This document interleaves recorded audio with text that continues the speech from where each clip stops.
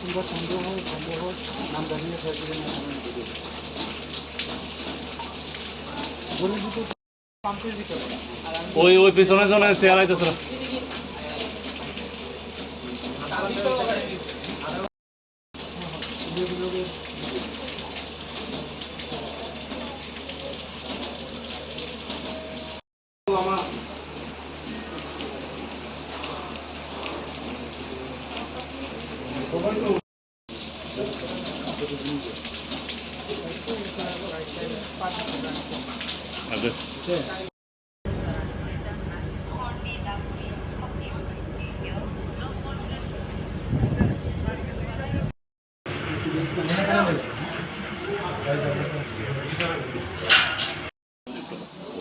হ্যাঁ, গতকালকে আমরা 11 জন বাংলাদেশি নাগরিককে অ্যারেস্ট করেছি, সঙ্গে ওনাদের বাচ্চাও আছে। তো অ্যাকচুয়ালি তারা উইদাউট ভ্যালিড ডকুমেন্ট আর মানে পাসপোর্ট ছাড়া আমাদের বর্ডার ক্রস করে ইন্ডিয়াতে এসেছে এবং তারা রেলে করে বিভিন্ন জায়গাতে যেতে চেয়েছিল।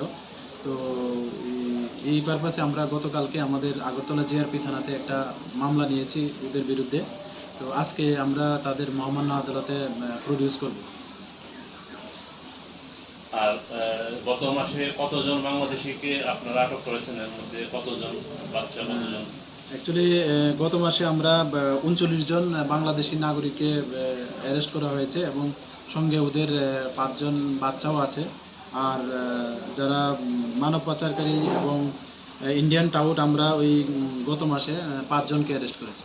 মানব পাচারকারী যারা, তাদের বিরুদ্ধে কীরকম তদন্ত করা হচ্ছে এবং তাদেরকে জিজ্ঞাসাবাদ আরও কি পাওয়া যাচ্ছে?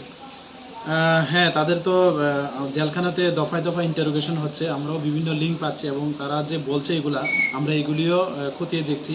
আমরা প্লাস আমরা যে আরও যে গোয়েন্দা শাখা আছে, আমরা সিস্টার এজেন্সি আছে, আমরা ওইগুলিও দেখছি যে আরও কী কী এগুলির মধ্যে পাওয়া যায়। প্রতিনিয়ত বাংলাদেশে অনুপ্রবেশ রাজ্যে চলছে, সেই দিক থেকে সীমান্ত সুরক্ষা বাহিনীর কাজকর্ম কীরকমভাবে দেখছেন আপনারা?